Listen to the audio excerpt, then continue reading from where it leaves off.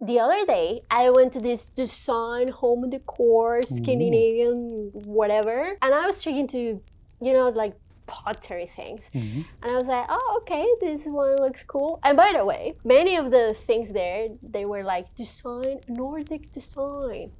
And then I pulled some things to check the label, and they said designed by, produced in Denmark. And then, you know where it said where it was made in? Made in China. So explain to me, why the lie? I mean, what do you want me to say? It's just they're greedy. It's just greedy companies that it's cheaper for them to buy something from China than relabel them and rebrand them for their own product. So putting their own little sticker on it, their own little label, they claim that they produced it. And it's just bullshit. But okay, granted, I understand you're an entrepreneur or you're a business person, so I understand the game. That's what the game is. So we can play ball if you want. I don't care. However, I don't understand the consumers. And I don't understand European consumers when they truly believe that many of the things they buy are made in Europe. Yeah, but they're idiots. Like, it baffles me how proud they feel to buy something because for them it's made in their country. Let's say Swedish people, they're so freaking proud of their things made in Sweden. But then you pull up the label and you're like, mister, you bought something that was made in China. Just because it has like sound name in Swedish doesn't mean it was made here. And at the same time, they're bullshitting Chinese companies, Temu, and then I heard the other day a woman saying, feeling so proud that she hasn't ever even checked the app, Temu's app, and never checked there because she is never gonna buy from them. But at the same time, she was so proud that she bought a Massimo Dutti sweater, and you know what? The label said made in China. What happened with these people? Like, seriously, like what's in the mind of the average consumer? It's really hard questions to answer, but I think it's just familiarity of the proof that it works psychologically for consumers is that the companies are actually doing this for the products. They know that if they put produced in some EU country, Sweden, whatever, that the people from that country is gonna buy it. So it's something psychological with people. I mean, what do you want to say? It's the same as social media, of how it affects people. It's just the average person just wants familiarity, and that sells. And then it's something with Swedish people. They're proud of their country. They only listen to Swedish music. They read Swedish books. So everything for them is just ingrained, like it's a contained, encapsulated. God bless their souls, but they're so naive. Would you imagine that people can be that gullible? Yes, the proof is right there. Like, go to any supermarket or store, look at the products and see what it says, made in China. But then all the people in the store have put it up, lined up, put it in their baskets, buying it just because it said made in whatever, Sweden, Denmark, whatever. That's kind of like also proof of the gullibility and how people want to belong. Like familiarity with made in Sweden, because they think like, whoa, it's made in Sweden. I'm from Sweden, so therefore it has to be good. So therefore I'm going to buy it. But they don't look at actually it says made in China. For them, either the companies make it deliberately to hide that label a little bit, and they use tricks. They say like it's produced or manufactured in Europe or whatever. Designed, but that's almost like not a loophole, but it's like they use a bad definition. They say like, well, if we put a label on it, we can say that it's been produced here. Because by law, if it says made in and then the country, like let's say made in Germany, it has to be, because otherwise, if you're saying made in Germany, but actually was made in another country, you are deceiving your consumer, and you are lying to the authorities. So by law, if someone puts a label and says made in their country, it should be made in the country. So you need to check the label, and if it says produced, there's a loophole. It should be legal. It should say specifically what you did with the product. It should be like a protocol that says if the product has done all these parts, like let's say more than these 10 things, then it's made in. Then it's like produced. Then you can put made in China, for example.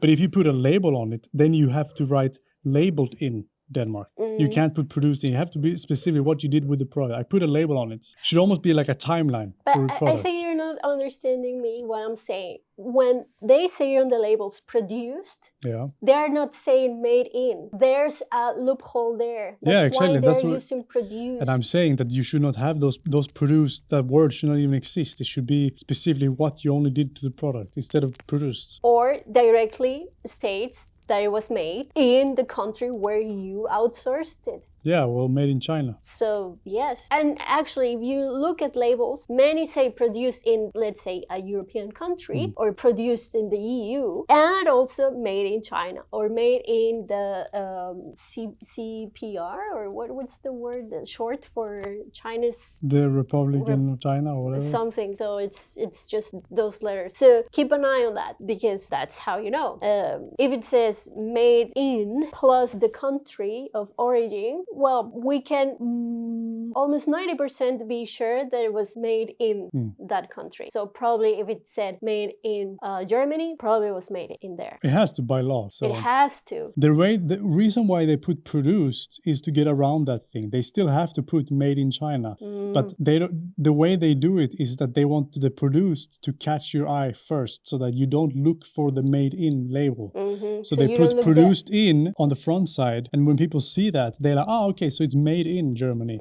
And people won't go around to the backside looking for made in China. But if there was not this produced by, people will turn the product looking for where it was made from. So the only reason they have this produced by is for people to see it at eyes glance and then immediately put it in their basket and buy it and not look for the made in China thing.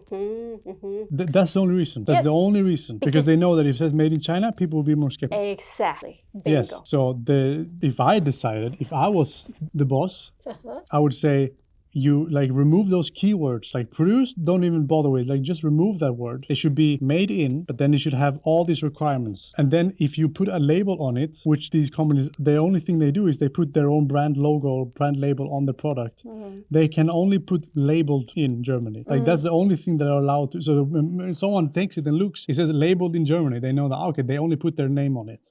Or if they change the color of something, colored in or whatever, it should be specifically what you did with it. The rest should be clear that this was fully produced in China. And actually, fully made. I think actually in a more utopian society, there should be a timeline of each product. It was made in China this year, then it was bought by this company this year in Germany. You could see a timeline of the product, like made in this factory in Shanghai, and then shipped from this harbor in Beijing to this harbor in Germany, and then labeled in there, and then sold to Swedish company here. You should see the whole fucking timeline. I'm just buying a relabeled product made in a Chinese factory. Yes, if you did that would actually be you respect the consumers more. Okay, I get it. But if I were a business person, I don't think I would like that. Exactly. Why not? Well, for instance, competition. So you don't want your competitors to know where you are sourcing from, because you want to gatekeep. In business, you gatekeep, because otherwise the sharks can eat the little fishies. But this is kind of public knowledge anyway. You just have to dig to get it. Well, okay. But you're right. Although it takes more steps to do for business people, but it's good for consumers. But I need to drop this bomb. Are consumers smart? Are we actually smart? No one is.